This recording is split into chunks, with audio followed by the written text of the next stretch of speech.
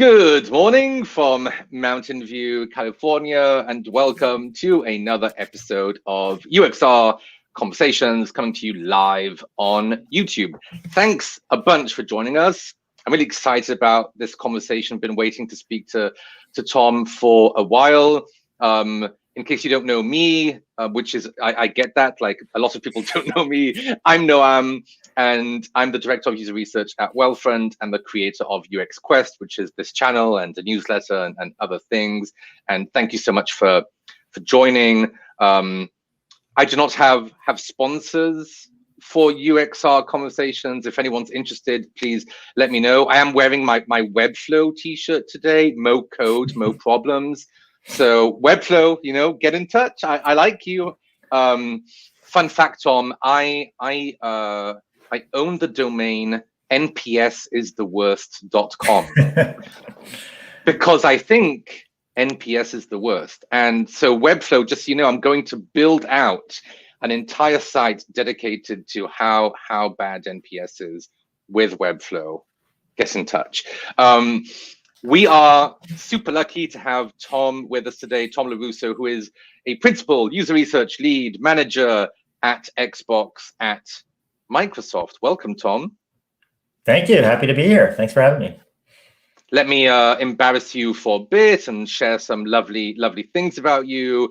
You and your team are currently focused on the games and gaming experiences across the Xbox and the Windows ecosystem.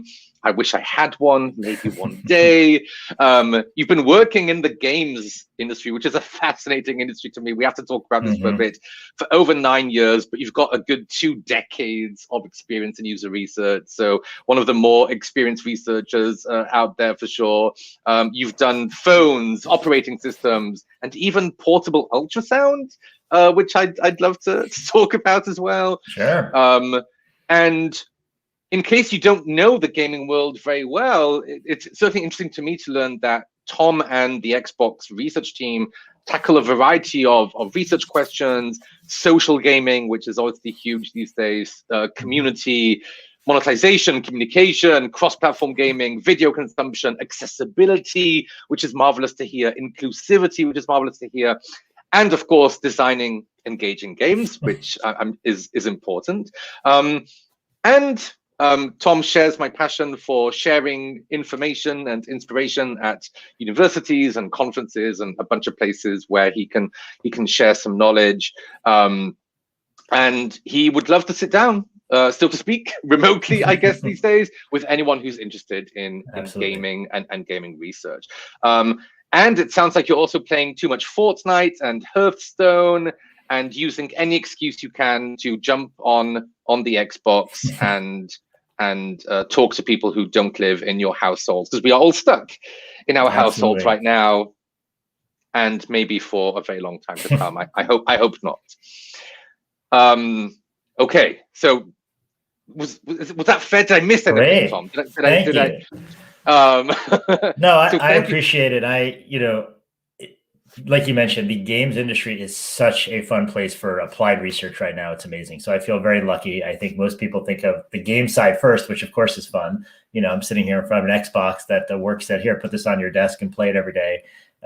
But like you mentioned, the productivity side, the accessibility side, the methods, it's amazing. So I feel very lucky. And that's why I'm always happy to jump on calls like this and chat about it.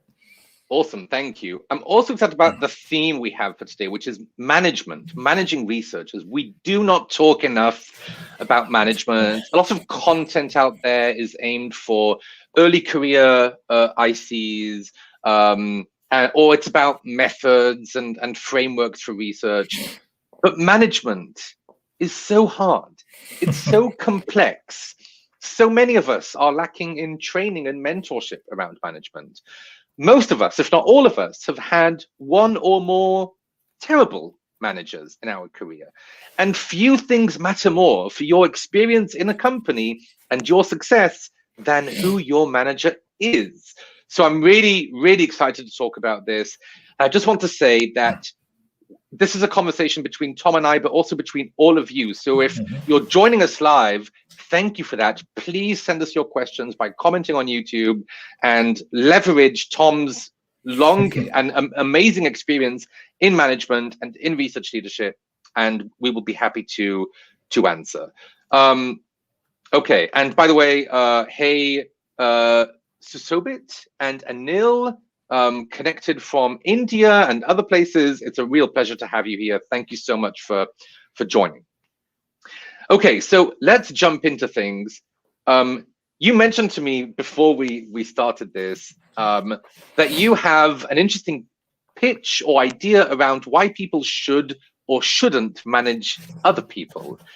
And I'm very curious to hear this and talk about it. Absolutely. I mean, that's one of the fun things we get to do as people managers is work with people's career.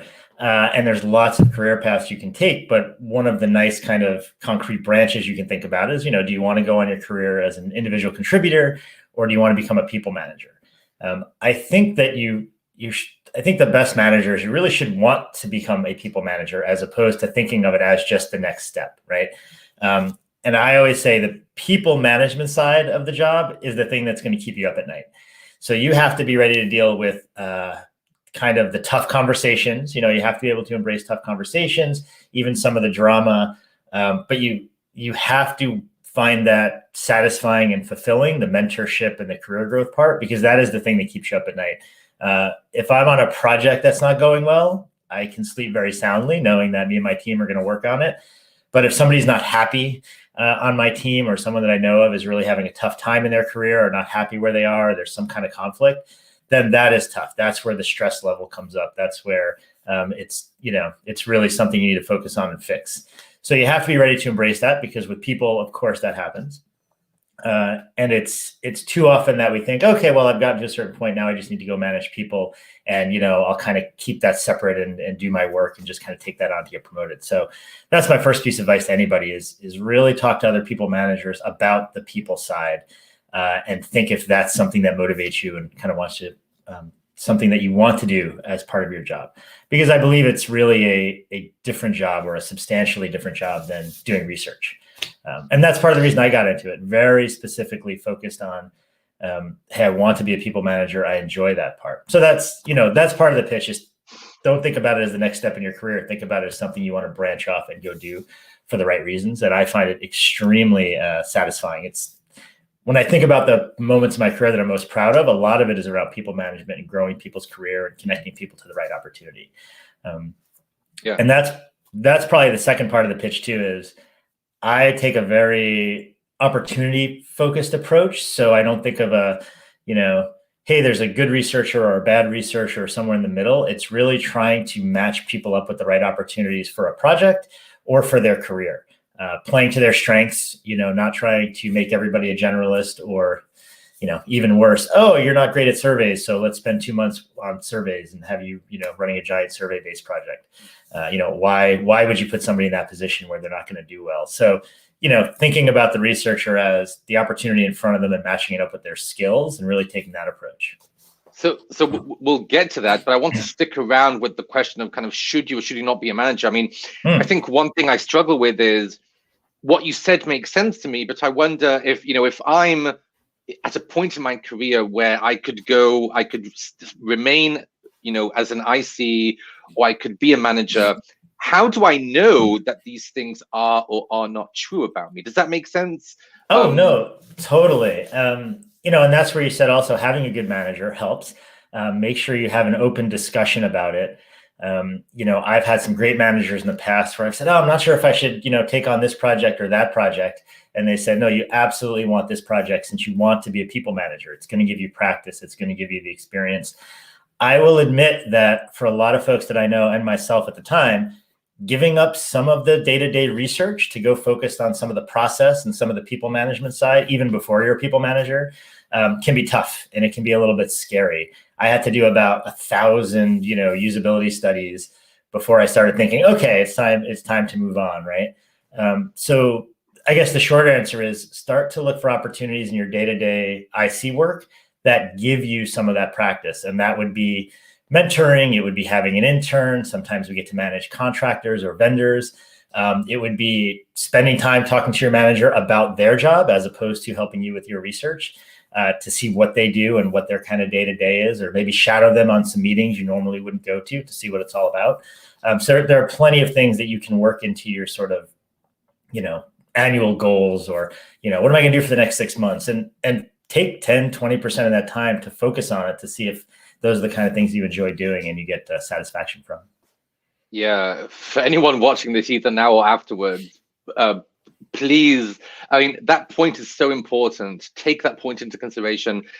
You shouldn't be just, transitioning, going from 0 to 60 or whatever fast speed in a single moment in time. You should be gradually building up into the role, right? And you mentioned opportunities like mentorship or managing an intern or a couple of interns at first, and just easing yourself into it, both as a way to explore whether it's the right direction for you, but also as a way to gain, some level of skill before you just jump into a full-on management role. I think that's a really great point. Do you believe we're doing this is kind of a side note really, but a good job in industry offering the same level of opportunities for senior ICs and managers? Is it really the case that I can just be an IC? Like, I figure out, I listened to what Tom said, and it's like, okay, I shouldn't be a manager. Right. But I'm concerned that I don't have the same opportunities as a senior IC. At Xbox, at Microsoft, or anywhere else you've been, or just from what you've heard from the community, do you generally feel like we have the same level of opportunity? Yeah, that's a tough one. I mean, I think it would be disingenuous to say yes, absolutely, right? Because then you would just go look at the people who are making the most money and they're all running, big teams, right? I think we're working on it. With my different experience, a lot of it is still at Microsoft. So we are certainly spending a lot of time and energy and within Xbox of trying to make that happen. So again, even as a people manager, I'm a part of a much larger team and frankly, a very oddly large team in gaming for user research.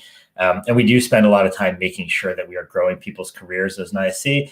But yes, if you want to be kind of the top, if you want to keep growing your career, it is easier to do it through people managers. It's easier to run groups. Your kind of scope increases, and you've got a lot more responsibility as well.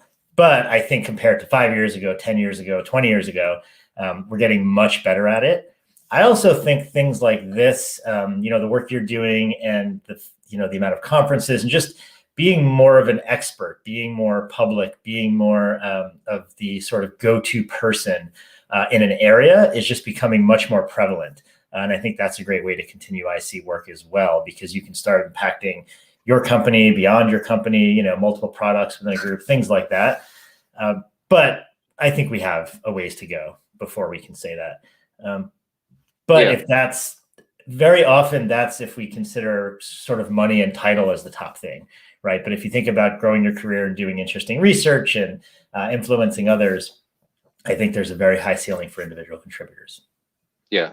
And I imagine, especially at Microsoft, which is just such an amazing, huge organization where you can work on very strategic things. So, yeah. And I admit, between, people listening to this or on Twitter or whatever, it's a very Microsoft focused view. It's a gigantic company. I'm sure half the stuff I say doesn't apply if you're, one person in a small game studio, especially around people management, or even what I said about getting management practice. I mean, that may not be practical. So I totally get that. But yeah, so I think we're trying to do it. I think just in general, there's a lot more opportunities out there, which has been fun to see. Yeah. So we did get a question from Anna, which I think we maybe partially addressed. Hi, Noam and Tom, and thanks, Anna, for your question. Early question: what different career paths should we expect for being an IC and a manager? So what I want to add to Anna's question, I'm very curious to hear your answer, is what's your take on the hybrid model? So being a manager and an IC, right? Or the coach-player model, some would call it. So there are quite a few managers who are still doing IC work in addition to management. And I'm curious to hear what your take is on that model. And then maybe if you have anything else to add on what these different career paths are, even if it's just at Microsoft, would be good to answer Anna. Yeah, I think, that coach player model I think is great, but I would just caution people to think about their motivations first. So again, my experience is people are like, well, I want to be a manager, but I still want to keep doing what I'm doing. And so I want to hold on to as much of that IC work as possible. That I don't think is a great motivation. Excuse me. Because again, I think that so much of your job is going to be around people management, right? Now, if you're excited about the people management, but there's a space to do IC work, or you're just in a place where it has to be done, then I think that is fantastic. One of the reasons that I enjoy working at Xbox and kind of on the platform is because I get to do the people management, but I also feel like I'm shipping something. I would say, oh, we just shipped the new Xbox, right? Because I feel very much that I was part of that. I wasn't doing a lot of studies, I wasn't doing a lot of surveys, but you feel like you're part of the team working on something. But certainly, I don't see any particular issue with it as long as the motivation isn't, well, I just need to be a manager to grow my career, but I don't really want to do it. So just don't bother me while I keep doing all my research. I think that will get people into trouble. And I think it's hard to hide that from the people you're managing or even your boss, leadership. Yeah. And then however you interpret Anna's question, how would you describe a career path for a manager versus IC? I always struggle with these sort of, where do you want to be in 5 years, or what do you see your career in 10 years, or what's the next thing you want to go do? And then I got some very good advice from some random article about fashion, which I'm not a fashionable person, but it said, well, just look around you, just look around you and find somebody that you think looks nice and then go, dress like them. Right. So I really think instead of what do you want to be when you grow up, you should be talking to folks, looking around and saying, oh, I think that person has it figured out. Or I think, ooh, that's not the kind of thing I want to do, whether it's being an IC or a people manager. So again, in terms of career path, being as an IC, let's say, being an expert in a method or an expert in an area like Gen Z or social or gaming. You and I were both joking earlier about being extroverts, right? So for that kind of personality type, doing the kind of things that you're doing right now, influencing the community, I think is fantastic. And then folks who don't want to do that, again, going deeper into a method or expertise or anything like that can really give you those different opportunities as an IC. I've personally, early on in my career, I was bouncing around a little bit between industries and products because that was my thing. I love being an applied researcher. As much as I love games, I also like going and working on these other things. So there is room for people who, you've got a bunch of different experience and now you're bringing it somewhere. I think it's probably cliche, but you don't have to be a people manager to be a mentor. You don't have to be in a leadership role to be a leader. And so I think we have plenty of individual contributors who are mentoring, who are leading, who are helping to set the agenda and the strategy, supporting entire games, supporting entire studios or companies without managing a bunch of people. Now, that may be more rare in certain circumstances. But I think I don't have a short answer for all the different types, but I think, if they're viewing this conversation, that's a great start. Seeing how different people approach their career and who you want to emulate. There's really no substitute for that right now, and no reason not to do it because so many of us are out there sharing what we do. Yeah. We have another question from the crowd, from the audience. But before we get to that, I want to talk about management principles. I'm a big, I love principles. I love first principle thinking. I'm fascinated by that sort of way of thinking. And you mentioned to me that at Microsoft, you have some great leadership principles which have guided you as a manager, which you use day in, day out. I'd love to hear about what those principles are and how you've applied them in your role as a manager. Yeah, I mean, like you mentioned, 20 years, most of it at Microsoft, you get a new framework every week. You get a new set of principles every week. It's pretty amazing. We're extremely good at that. And most of them are useful at the time, but they don't all stick with you. Maybe 90% of them don't stick with you. But, more recently with Satya coming onto Microsoft, and I apologize if I'm going to sound like I'm drinking the Kool-Aid. My leadership chain, I give him a lot of credit, my manager, for making us aware of the leadership principles and really pushing them to us. And the part that I love about it is how really straightforward they are. So it's creating clarity for people, it's generating energy, and it's defining success. Now, you can sit in any conversation that you're having with someone, whether on a project or someone that reports to you, or doing research or thinking about a project, and you can think, how am I doing those three things, right? I mean, the generating energy, that's kind of my natural state anyway. I am a bit of a cheerleader. If you're on a project, whether it's going great or not, the folks that are reporting up to you are looking to you for that energy, right? If you're just sitting there going, yeah, we'll get through it. We'll get through it. I mean, why are they going to be excited to come into work, right? So you want to be not just cheerleading, but you want to be telling them why we're doing it, right? Why is it exciting? How does it ladder up? What's the opportunity? Creating clarity, when I think about that is very often as a people manager or just a more senior IC, you have a point of view and you also just know things and talk to people and you just have a different view on the project or what's going on or the game than everybody else. And you may forget, like they don't know, they didn't have that conversation, but I did, or they don't remember the last time we tried this, or they don't really know why we're doing it. They just know they're running a study. So creating clarity and understanding questions people have, where's the confusion, where's the misinformation or miscommunication, and trying to clear that up is a big part of your job. And then defining success. When I do usability training, when I do research training, that's the part that I focus on in research anyway. I'm going to run a survey. Well, what's a good result? Is 80% a good result or 95%? Is if we have somebody takes 5 minutes to do a task, is that good or not? And so many people don't focus on that. And I think management's even more important of why are we doing this and what does success look like?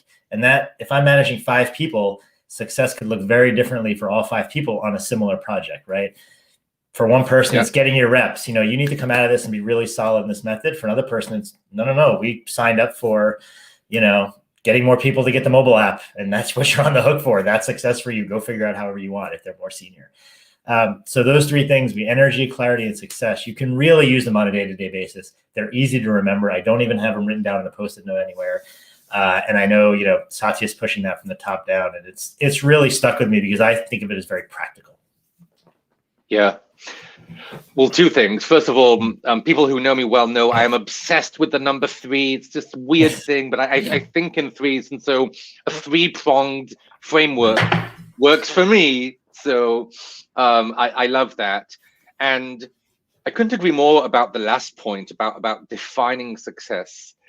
I think every research plan, every output, it should be so clearly defined. Why do we not do that always? Why do we not figure that out before we start research, while we're doing it, when we share it?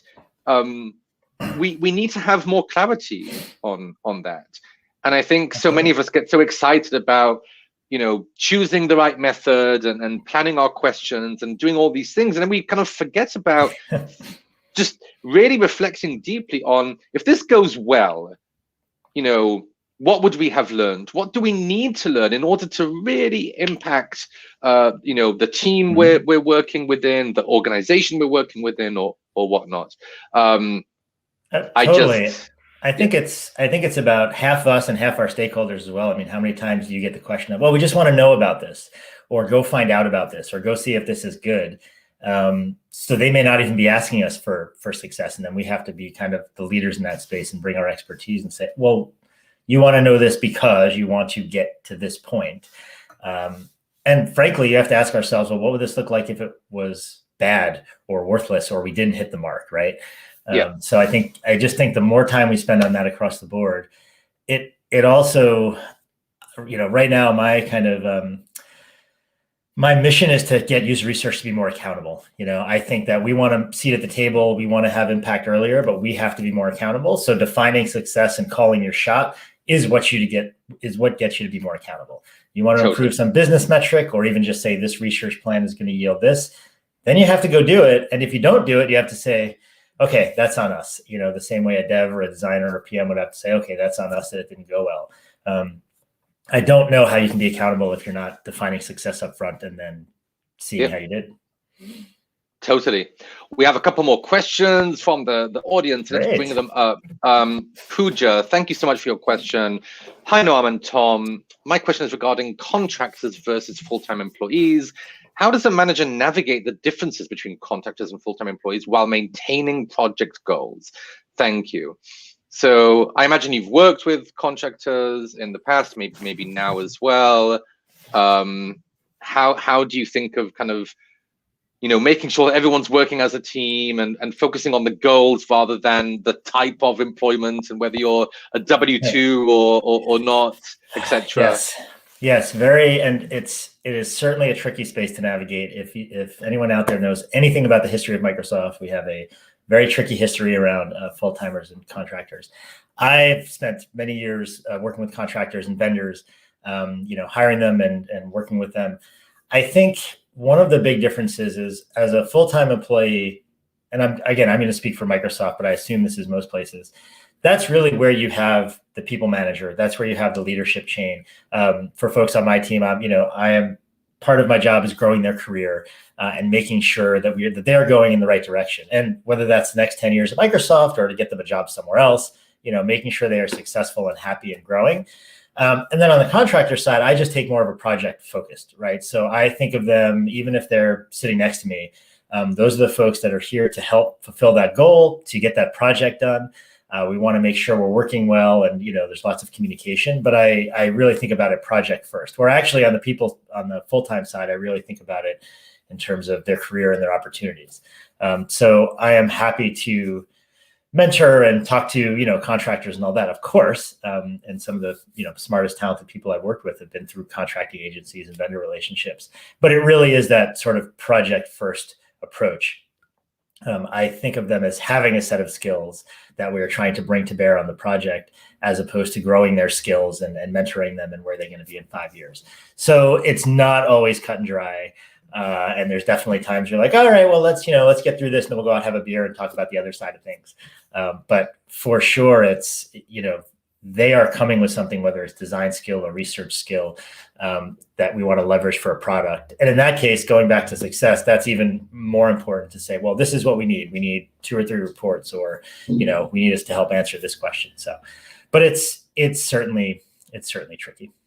Yeah. And thank you again, Pooja, for your question. And then we have another fantastic question. I'm very excited about this one because I was going to bring it up anyway. To my knowledge, which is limited, but to my knowledge, there are very few researchers who have gone on to lead design teams or to manage people who are not researchers. In fact, this episode is called Managing Researchers. But here's Hazel's question, and I love it. I applied for a researcher role, but the hiring manager would actually like me to go for a manager role, which involves managing researchers and product designers. My concern is that having not come from a product design background, I won't know how to develop them. Does it matter if a manager hasn't had experience doing the work of the people they're managing? Brilliant question, Hazel. Thank you so much for it. I know a few researchers who manage designers, not that many. But before I share my take on whether researchers should manage designers or not, or whether we should keep the status quo of designers managing designers and researchers, I'm gonna ask you, Tom, to comment. No, that's a great question. I have had a lot of, a nice variety of people management experiences in my career, but I have not had the pleasure of managing folks who weren't researchers. So I can't speak to this from personal experience. I know, again, in the bigger tech companies, the Microsofts, the Facebooks, the Googles, it is getting to be more and more of kind of UX teams. And I think you're right that more often than not, it's a designer who's managing versus a researcher, although I do know researchers who are managing designers as well. I think to answer the question, I'm fine if with people managing. I think that idea of UX, even product designers, I think there's kind of an altitude you can look at to say, these skills are similar, right? Now, being a designer is not the same as being a researcher, but you're in the UX field, you're in the UX discipline. I will admit, I think it would be difficult for a first-time manager, right? I think so much of, going from that transition is really understanding your space and how to apply it. But like I've been mentioning, kind of the theme of this is if you're focused on the people, the growth, the opportunities, if you're developing your point of view as a manager, I do think that can be applied to multiple disciplines. I don't think we're going to grow as a discipline if it has to be researchers just managing researchers. I would love to see us, that a person who's a great researcher and then becomes a really fantastic people manager gets to run these big groups. I've looked at folks who want to be people managers and said, well, what about running like a test team or a quality team or, a localization team, right? Because you can apply the research management skills to that. So again, I don't have firsthand experience with that, but certainly within a certain ballpark. I don't know if I could manage developers, but I would be more than happy to take on kind of a team that's around UX or like you said, product marketing or something like that. And then I think any manager like that would then have to look at that idea of playing to your own strengths, right? So I wouldn't be giving advice about how to approach that design problem, but I would be saying, well, here's who you should talk to. Here's how you should think about. Here's some of the politics involved. Let's go for clarity. Let's get some energy around that. But it would be a very interesting challenge. But I think it's here. I think that's the necessity. I think it's here. I think we're going to have to be doing better at that. And maybe that's my next career goal, is go manage a bunch of people who are not researchers. Yeah, and thanks, Tom, for the openness to discuss a rather hot topic, I would suggest, in our field. So I will reciprocate and publicly share my opinion. From a rational standpoint, there is no reason whatsoever why designers would be able to manage researchers, but not the other way around. Both design and research are incredibly rich areas of expertise with complexity and layers of knowledge and skills. They've both been around for decades, and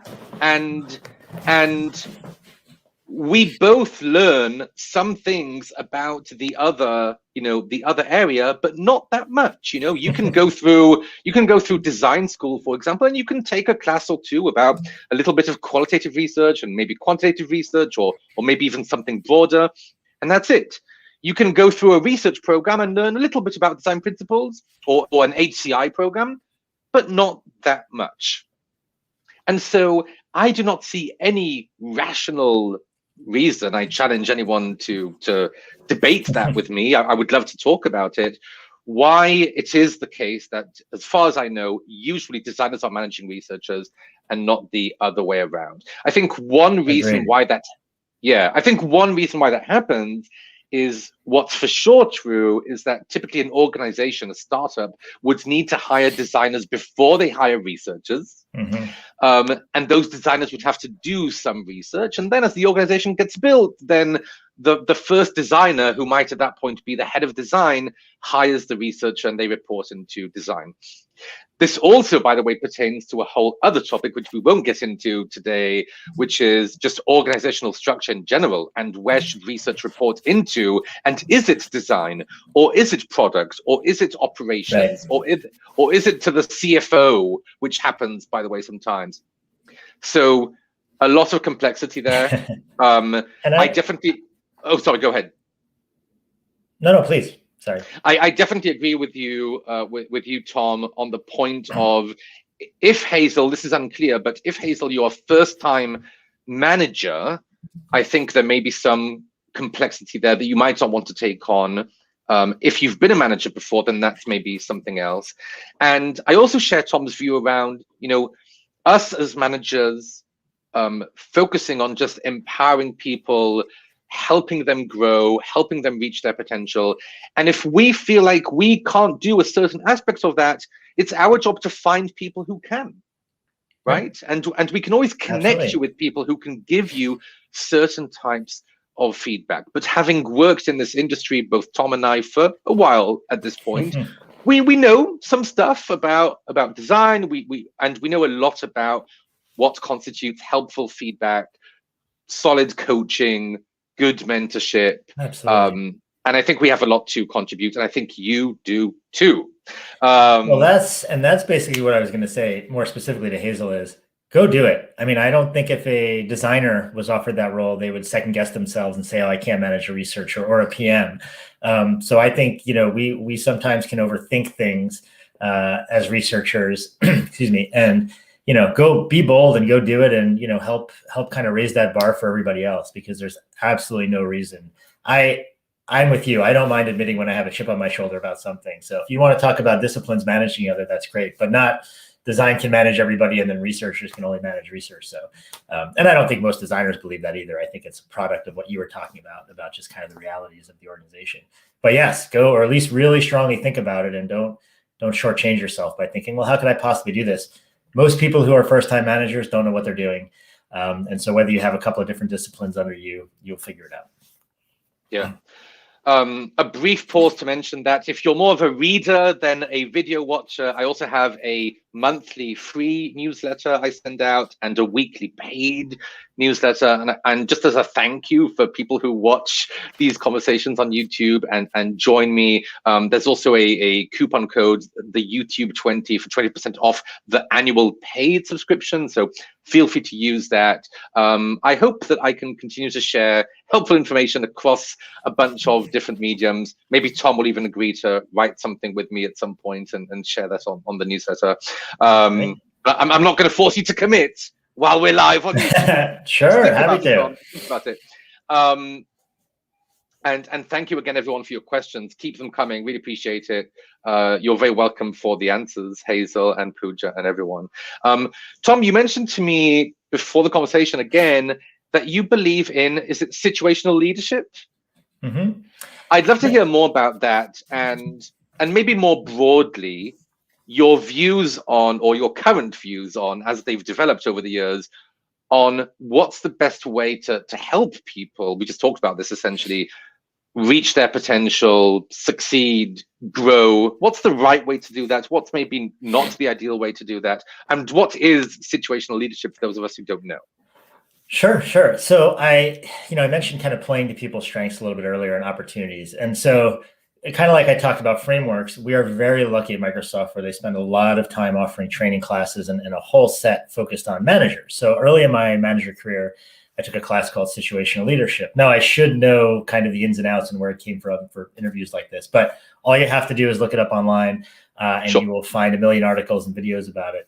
But the short version of it is, a little bit like I was saying earlier, is you, as a manager, you should be looking at the person's skill set and the person's confidence and the opportunity that's in front of them. So like I mentioned, not are they good at research or bad at research, is let's look at it at a situational point of view, right? Each opportunity. So if I have a really complicated project, I have to think about their skill set and the project, not whether they are just a good researcher or not. And they layer in this idea of confidence, which I think is fascinating. So, if I had a whiteboard here like I do in my office, I could start drawing it out. But essentially, you have this grid of saying, well, if they have the right skill set for the opportunity and they're high confidence, as a people manager, you kind of get out of their way, right? You're just encouraging them or saying, go to it. This is why we hired you. Go, tell me when you're done and how awesome it is and how you're going to make me look good.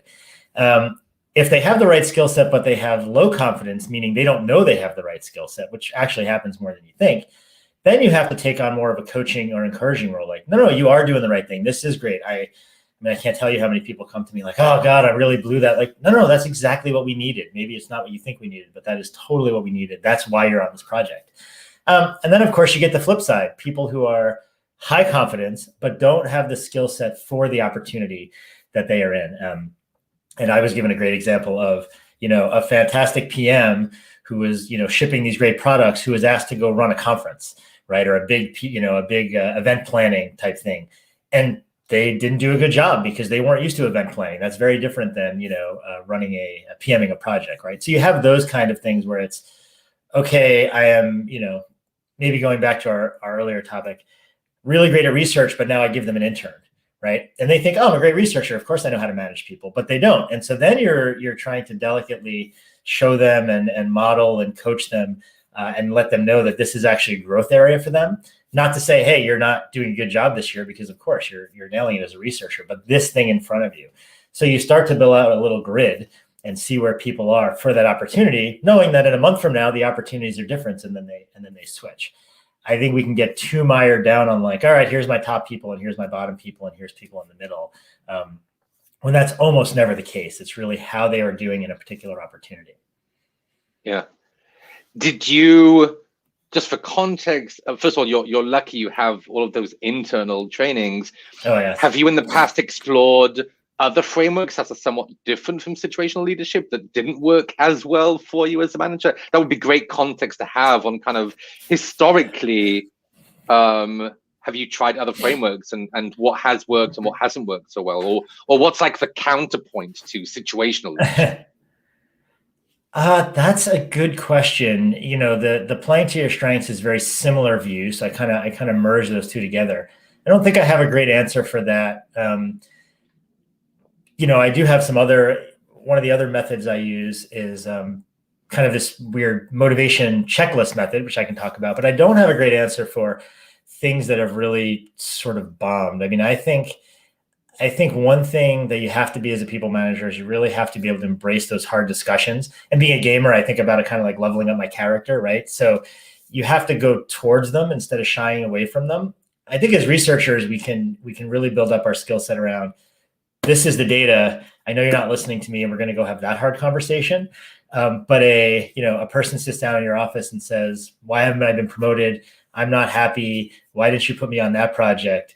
And you really have to practice it. You have to look at ways that you can get experience in those hard conversations. So not as much as a framework, but something else that I would push as a people manager. So sorry, I don't have a great answer for anything that's failed, which I'm sure I have failed plenty of times, but I can't think of a framework that hasn't worked for me. But that's no problem. But what is this? Is it the motivation checklist, did you say? Yes, this is I don't have a great name for it, but when I have career conversations, right? We try to sit down every once in a while with people and talk about their career.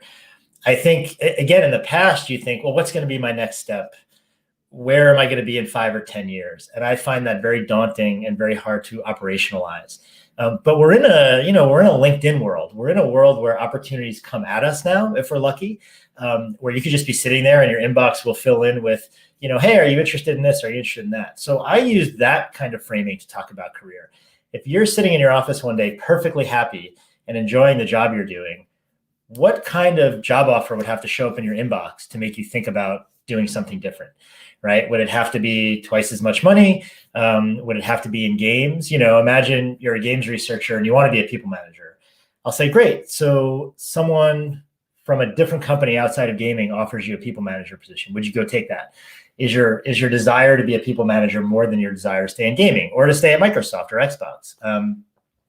What if you were just talking about moving and changing locations? What if you had to move, right? What if there's the perfect opportunity, but you're settled in Seattle and now they have to go move to California? Would you move for the next opportunity? And you start going down the list and it forces people to really think about their motivations and what they would want to see almost in that perfect LinkedIn job, or when a random recruiter they've never met says, oh, we have a great role for you. And as a conversation, it's really nice to start prioritizing in a way that's, I think, very difficult when you just think about, well, what do I want to do in 10 years? It's like, no, what would somebody have to offer me to change? One of the adages we have too is usually people who are really good are happy. So it's also hard to be thinking about, if you're really good and I want to help you grow your career, but you're happy, how do I envision change? So I think that what I think of is kind of the LinkedIn model of just, oh, okay, I see these offers and of course I turn them all down because they don't meet my criteria, but what is that criteria for you is a very common conversation I have with folks that I think has been helpful in the past. And then you can go from there and figure out, okay, what are the right opportunities? I know you want to stay in gaming. Great. Let me think about other people in the gaming industry, even outside the company, that I can go talk to. I know for me, I think of myself as an applied researcher first. I think gaming is great, but I've bounced around. I also know I wouldn't move because I've got the house and the kids and I'm just in that kind of very settled part. So even if my dream job showed up in California, I probably wouldn't take it. So it's a nice list to be able to have as you go through. And yes, I still want to ask you about that because I mentioned this earlier, but the people who manage you, they're such a big factor in determining whether you stick around or you don't, and how much you grow and how much you're enjoying your role. And, you stuck around at Microsoft for longer than most of us ever stick around in a job. Mm-hmm. And I'm guessing part of that is because of, I imagine, the wonderful managers you've had and the support you've received as a researcher, as a manager, as a professional. I'd love to hear about that because I think it could be inspiring for managers like myself and everyone listening to this about, what should we be doing in order to be keeping people around, helping people grow, Right. helping people be happy. You've clearly had that experience. What have your managers done that has contributed to your success and your motivation to stay? Oh, no, I think that's a great point. I have been extremely lucky. I don't think I've had a bad manager. My current manager, Randy, who I absolutely love, I've been with for a long time in the gaming space. And even him and I the other day were talking about, one of the big things is, again, if it's a people first view, then you are talking about people's career and you're very open to it not being at the company or not being at the same role, right? You want to understand that sometimes, like you mentioned about IC versus manager, you will hit a ceiling. Oh, great. Now that we understand the opportunity that you want, I don't see it here. So how do we move forward with that? Right. And not just saying, oh, just wait, it'll come, or we'll make something up. Right. Really trying to understand and being open to that. I think that's a great start because it broadens things. If you think of your goal as just to keep the person at the company or just to keep the person at your group, then that's not really people first. That's kind of company first. The other advice I would give is I love looking back on my career because I've had so many different managers. And I've done my best to learn something from each of them. So I would call any manager I've had is on my list of mentors. Randy, as an example, has really helped me understand how you take kind of a project approach, how you can say, instead of saying, I'm going to go do 10 things, which is going to equal a program, you look at the 5 things you've already done and the 3 or 4 things you could do and figure out how that gets into a program. Right. Situational leadership is something I got from a different manager. How to give feedback appropriately, or my version on how to give feedback, I got from a different manager, a dear friend and someone I consider a mentor.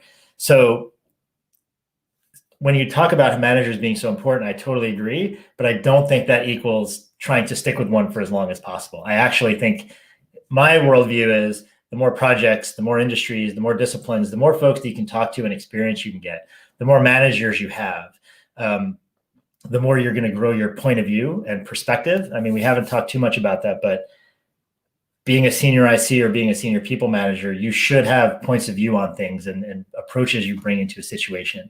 And I think you only get those by working with and for a variety of people. So I count myself lucky. The other thing I'll say in practical terms is, be very careful about ever taking an opportunity because of the manager, because that person could leave in a month. I worked at a company where I got hired by someone on my first day. They weren't there anymore. And it was still a great opportunity and I had fun. But, if I was going there just for the people manager, I would have been out of luck. So that is it is extremely important, but that should never be the reason because people move as well. So, yeah. The measure of a great conversation is that you wish it could last forever, or at least for much longer than this one ever will. This has been so much fun, but we need to end soon. And so before we finish, I'd love you to share a little bit about your experience in the gaming realm, which is still a mystery, I think, to many of us who aren't in gaming. Sometimes to me, it feels almost like another universe. right. And I'm not sure I would even be welcome in the gaming research realm because I just don't have that experience. So anything you'd like to share about being a manager in the gaming space, being a researcher in the gaming space, who could be a good candidate and who maybe wouldn't be an ideal candidate, and just anything else, I'm just so curious to hear because I rarely get to speak to people who are in the gaming industry. Right, absolutely. Well, first off, you would definitely be welcome. So there's no doubt about that. I mean, the gaming right now is so ubiquitous. So I know that there is a lot of view of, kids playing games or, being in your parents' basement or something like that. But gaming is ubiquitous. Gaming is like the movies. Gaming is like books or TV.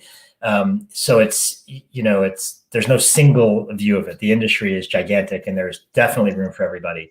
I have absolutely hired folks in the past who are fantastic researchers, but didn't have that gaming experience or, didn't sit with, 3 Xboxes and a gaming PC like I have right here. So that I would love to dispel that myth right away. Like I mentioned earlier, it's such a fun playground right now that there is so many research questions to tackle that we are looking for talented researchers, and this goes for design and PM and dev. There's just so many challenges to tackle that if you're excited about the challenges, that more than makes up for the kind of gaming experience. Now, you have to be willing, like any industry. I jumped into medical, and you have to be excited to learn about medical. I didn't know anything at the time, so I had to go ramp up. So if you don't like gaming, if you think gaming is a waste of time, then of course that's a different story. But if you're excited about the challenges around gaming, then you're welcome. And you mentioned some earlier around, community and accessibility and game design. The other thing really about the industry is, again, I just equate it to movies. I love watching all the behind the scenes things around Pixar, because I just think, making these movies a 2-year project with a couple of hundred people that's creative and commercial is basically what video game making is about. So I think any set of designers that you work with across apps or operating systems has a creative vision, but games are just more of a creative process. We have questions like, how funny is this? Are the jokes landing? Are the visuals what people expect? How is the tone?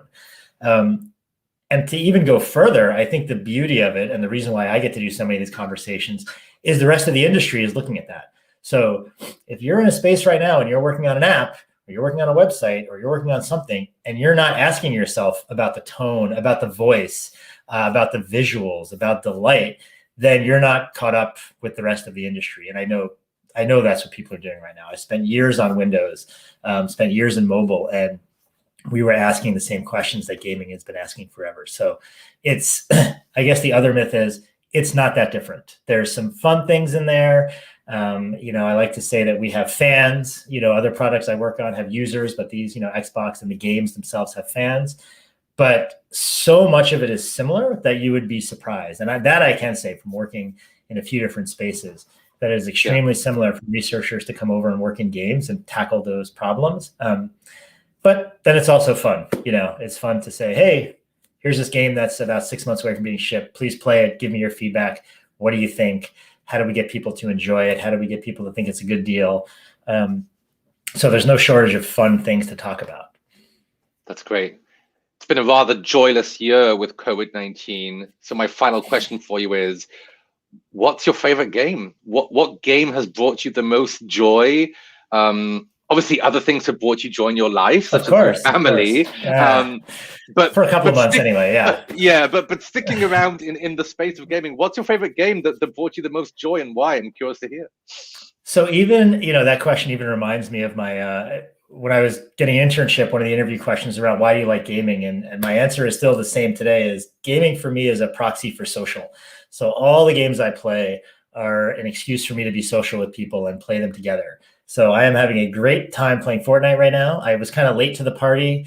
I didn't really believe all the hype, and it is an extremely fun game with a real emphasis on fun versus realism or anything else like that. And mostly because I found a couple of folks to play with that I kind of play with on a daily basis. I'm a big fan of Hearthstone because it's all multiplayer and their new mode, Hearthstone Battlegrounds, because I bring up Discord and play with a couple of friends and we're chatting and talking about strategy. So those two games right now are letting me hang out and talk with friends. And then one more I'll add is Battlefront 2, Star Wars, but specifically because they added a co-op mode where I can now play with my kids. And so we're not getting killed by other people on the internet. We're just going through and rolling through all the bots. And so we are lucky enough to have a few Xboxes we can all play on. And so that's given me a whole different way to bond with them over this lockdown. So any games that really enable me to be social and have fun and then have the underlying mechanics are fantastic. And then I'll pick up a single player game and play it for an hour or two and then want to go back and talk to my friends. So those are some big ones. Now I could go rattle off a bunch of Microsoft games as well, but those are really the ones that I'm having fun with right now. Nice. Tom, thank you so much. I know that people can find you at Tom LaRusso on Twitter. Anything else you'd like to share or plug before we finish? No, I wish. I'm so in awe of people like you who are creating content right now, but I don't have anything like that. So yes, come find me on Twitter. Xbox Research is hiring, so we're always hiring. Reach out if you're interested. We have a games user research conference, Grux conference, coming up that is now remote, so everybody is welcome and it's much easier. So if you just do a search for Grux, Grux conference, you'll find that. But no, besides that, thank you for the questions. Thanks for having me here, and I appreciate it. Awesome. Thank you so much. Tom LaRusso, who is the principal user research lead manager in Xbox at Microsoft. This was delightful. And, we don't talk enough about management. I'm so glad to have this sort of conversation, and I'm sure we'll be staying in touch and hopefully being mentors to each other as well, and guiding each other through this crazy life we have chosen. Thank you also, everyone, for your questions and for joining today. I always really appreciate it. And to Tom's point on the social aspect of gaming, it brings me so much joy and so much delight to have you join these conversations. Hopefully they're helpful. And if you have any questions for me or want to reach out, then I'm at noamseg@gmail.com, at noamseg on the Twitter or LinkedIn. I am also hosting a Clubhouse event this evening, 7:30 Pacific time, with a bunch of extremely talented researchers and research managers who I'm delighted to call my friends and my former colleagues from a bunch of places. So please, if you're on Clubhouse, join us. It's going to be a great conversation. Yeah, that's about it. Until next time, which you know will be very soon. Thank you so much. Have a great day. Stay healthy and safe, and we will be talking again soon. And Tom, stick around for a sec so we can chat after this is over, okay? Bye, everyone. Have a lovely day.